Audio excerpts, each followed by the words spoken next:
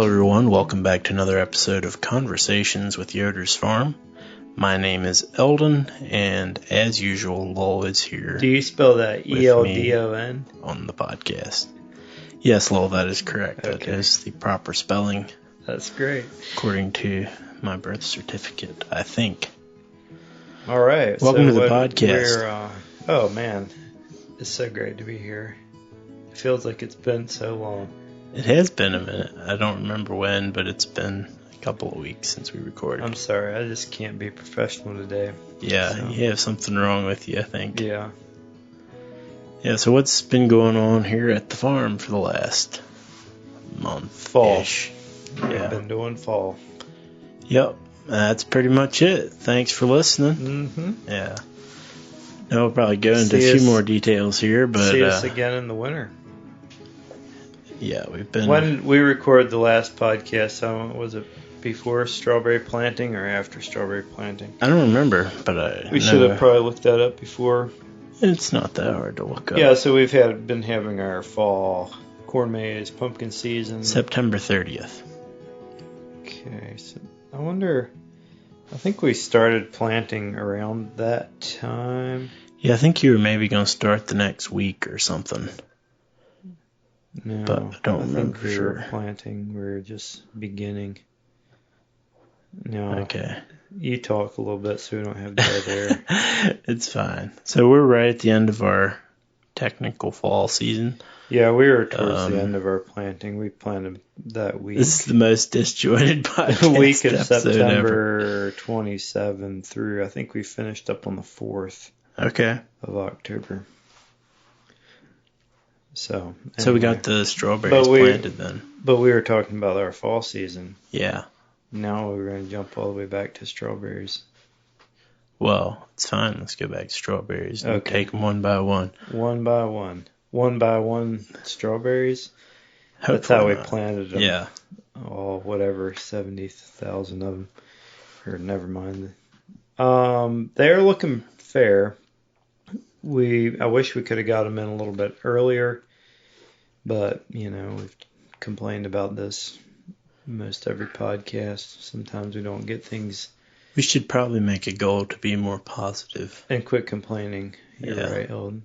You're right. Thank you for that encouragement. We're very thankful that the strawberries are in the ground. Yeah, they are looking pretty good. We've had a abnormally, I think a little abnormally anyway, warm October, which is good for strawberry development, especially if you get them planted a little bit on the late side. Yeah. Not as conducive for some other things, but we did not. I didn't set up overhead irrigation, so we were solely relying on drip irrigation, which is possible. But we, in our part of the world, with our soils, have a hard time getting a really, really firm, consistent bed made, and so you can have pockets. You can have some trouble with. There's a shower of rain. Sure enough. Why is it so bright and sunny? I don't know. It's very odd. My wife said she just drove through it. She said the sun was shining, but it was just like this random shower. Anyway, so we have often a hard time getting, especially once you start watering the strawberry bed, getting it totally saturated and, all sides and whatever. And so it can be a challenge strictly establishing the roots with drip irrigation by itself. So especially if we're early in September with warmer temperatures, we will sometimes run sprinklers over the top as well as the drip underneath, especially in areas of the field where it's a little more cloddy or whatever. But since we were later and it was cooler, we did not do that. So long story short, most of them are looking fine. We ran the drip really hard. We did lose a few. Just got too dry or whatever. But, I mean, you expect to lose a few anyway when you're transplanting something. So we went back through and filled in most of the holes. Okay. And so forth. So, yeah. that's where we're at, about a month. Is your row middle crop looking how you want it? The grass? Yeah. Yeah, it's really thickened up. I think we had one rain. Oh, that's what I was going to say. What I really like then is to get a rain on top of the strawberries. We haven't had any rain on top of the strawberries until a week ago or something. We got a little shower. There was 1 week it was cloudy most of the week, and it was supposed to rain. Yeah. Supposed to rain quite a bit, which it would have been good for the strawberries. It actually wouldn't have been as nice for corn maze and those kind of things. Yeah. But it never actually did much. So, but it allowed the temperature stayed down, and we were able to run drip. So it was a good establishment week. So anyway, once we finally get some rain over the top, I feel like my beds are totally hydrated, and which we finally did last night. Establishment is sort of okay. This is going to work. So anyway, that's that. If we can keep the deer out of them now. Yeah, that's been the latest challenge. You're working on a fence. Fencing around. We've usually just never done any sort of fencing, but we've heard from some other people that a couple strands of pretty hot electric fence can help, so we're trying that, and I think it's helped, but I would hate to see it if we hadn't done that, because they kind of come around the edges. They got in one spot, and the last night or two they really worked things over a little bit. So interesting. Yeah, have to keep working on that. If it really trends cooler in November, I'm probably going to row cover some of the strawberries just to try to enhance their growth a little bit more, because I would like some more growth than what I'm seeing out there. But we'll kind of see. From the strawberries perspective, a very nice moderate to mild November would be fine with me. Sounds good. But we'll see what is dished forth. I think it actually looks a little cooler than it has been for the last few years, so that's very likely we'll throw a row cover on sometime in the first part of November. Makes sense. And then that actually helps with deer as well, so there's that added benefit. Yeah. All right. Let's see. Let's talk about tomatoes, greenhouses just a little bit. Yeah, so we're just getting going with those. We have one crop in the little greenhouse, and they are baseball size-ish, a few of them. Okay. More golf ball size. Very green, yeah. No basketball size yet. No volleyball size. I'm just thinking of sizing. Yeah, so hopefully a few weeks we'll start seeing a few blushers in there. Yeah, very good. Those are the BHN 589s in that house. We have the friend of ours is starting the tomatoes for the second house. Okay. And I think they're nearly ready to come over here, so you're working on. They'll be ready to be transplanted. Getting ready. Yeah, we're actually going to reuse the grow bags.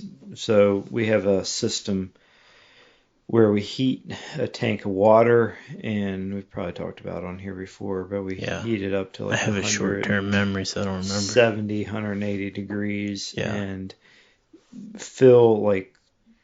dispense for 30 seconds or so that water into the bag, and then the potting mixture really holds that heat for an extended period of time, and that's warm enough to kill disease and bugs and some weed seeds, though you really almost have to get a little bit hotter to do that.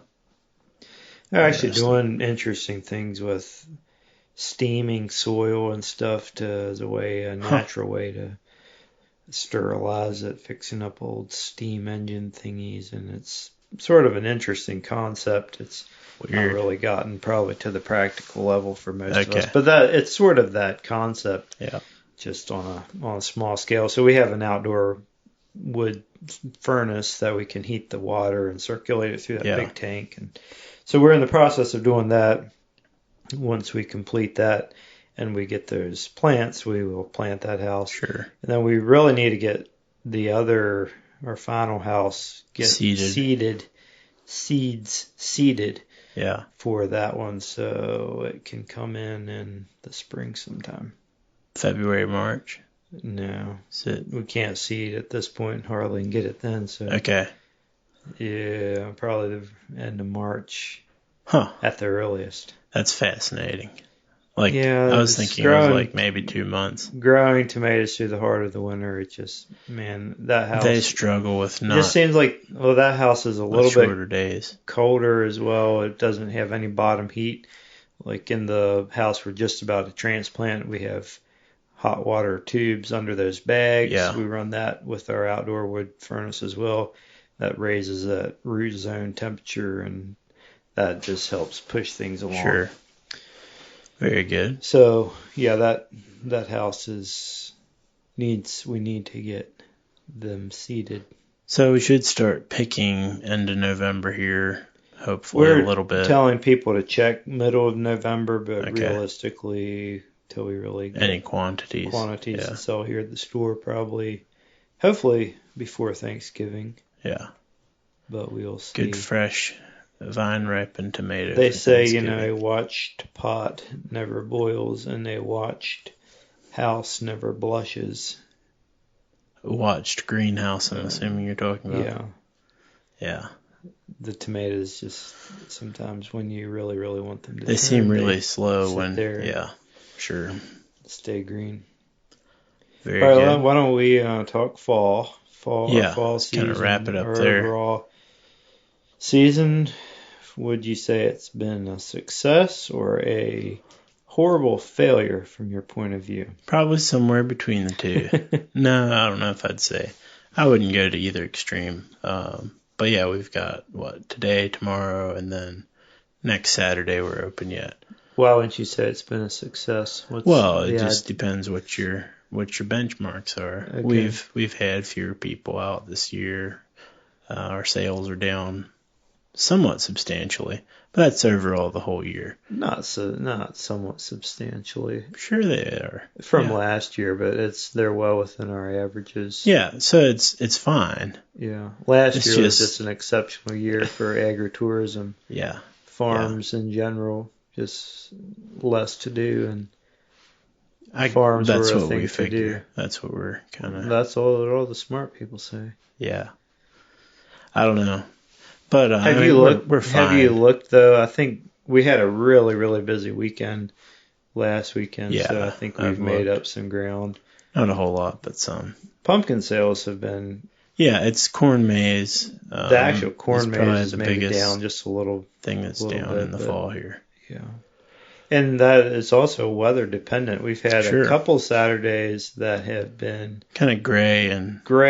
We haven't had any rain out Saturdays. No. But you get those sunny and 70-degree days on a Saturday, and people just too many people come out at one time. So we had one of those last Saturday. Yeah. So if you have 2 or 3 really nice ones in the fall, it makes a huge difference. We had a lot of rain, an inch of rain last night. So today typically would have been reasonably busy. Fridays are always slower, but it's fairly slow going this morning. And for whatever, probably it's going to set up for definitely it's just going to be a slower weekend. Yeah. I mean. Well, we've also historically this last Saturday and our last weekend in October is it's tended to be busy, but not. It kind of depends how it falls. Like if it's in the 20s, 23, 24, we've had a pretty busy one, or it can be busy. But that was like last Saturday, which was last Saturday. 23rd. Yeah. But then once you get to the 27th, 28th, most people have purchased the pumpkins that they need to purchase. And I think if we had a really nice day tomorrow, I think we'd probably get a decent amount of traffic for corn maze. And a lot of people, they realize the corn maze season is winding down. They want to do it yet this year, so they come out and do it. Yeah. Before we turn it into animal feed. Yeah. And of course, we're open the final day on the November 7th. the 6th, whatever that first Saturday is. Yeah. We have tried being open Friday and Saturday, but the first Friday in November is Very slow. Very slow. Yep. Yeah, no, I don't want to come across as sounding like it was a horrible fall. I thought we started the podcast by saying we need to be more positive. That's what I'm trying to say. Oh. Okay. I'm trying to put a positive spin on this. No, it's interesting looking at things from year to year, and definitely down some this year, which is fine. But then you start asking why and what can we do different next year and some things like that. But I'm ready for fall season to be over. But overall, it was a good solid fall. Yeah. We bought no carving pumpkins, or we grew lots and lots. Which you planted more this year, I guess. Yeah. To grow more. They yielded very well.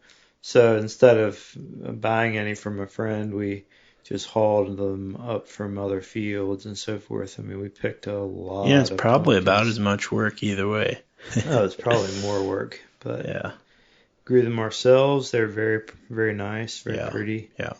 A friend of ours had bought just a few small gourds, I think, but other than that, we grew everything ourselves. So there's something kind of satisfying. Yeah, in I guess growing all your product. Yeah, no, it's not all bad for sure. The corn maze has held up pretty well too. It's definitely weathering down now. The corn is browning down, which at this point, is what happens to corn. It matures and the plant shuts down. Haven't had a killing frost on it. Yeah. At this point in the season, there are definitely some holes in there that were not there at the beginning of the season, but that's just the nature of putting humans into a cornfield, apparently. Humans who don't quite listen to the rules and like to go astray. Something, yeah. I guess that's kind of it. What else is there to say? There's nothing else to say. Yeah, we're kind of looking forwards to not having to gear up for big weekends. Well, it's just very intense for all of our families. And running till 10 at night is great because people like to come out and do the maze, but it makes for a lot of late Friday and Saturday nights. Yep. And very busy weekends and not a lot of. It's always and then we're open weekday evenings, Tuesday, So once we finally shut everything down, it's kind of weird to actually have go back to a normal schedule. Yeah, to actually have an evening where you're not supposed to be doing something. Yeah, exactly. Like you hardly know what kind of get twitchy. Know what to do with yourself. It's very odd. Yeah, I find it anyway. I'm sure I'll find something to fill in the time. Probably so. All right, well, that's probably enough for this update. I'm not sure. We might hold off a month or something. There's not a whole lot happening in November. Just winter prep. I mean, we always talk about it on here. You're thinking about the next season, and it'll be very cold before we know it. So we're thinking of fires and wood and just winter prep. Fires for heat, for the record. For the greenhouses. Yeah. There are lots of winter projects that are good to do, and freeze-proofing irrigation. Go from a month ago it being very hot and you're irrigating like crazy to now you could almost be not too long anyway. A few weeks freezing pipes and freezing stuff. So. It happens pretty quick here. Transitions. Yeah. Well, if you've made it this far, thanks for listening to our podcast. You can find out more about Yoders Farm if you want to at yodersfarm.com. And we will be back in your ears at some point in the future. See ya.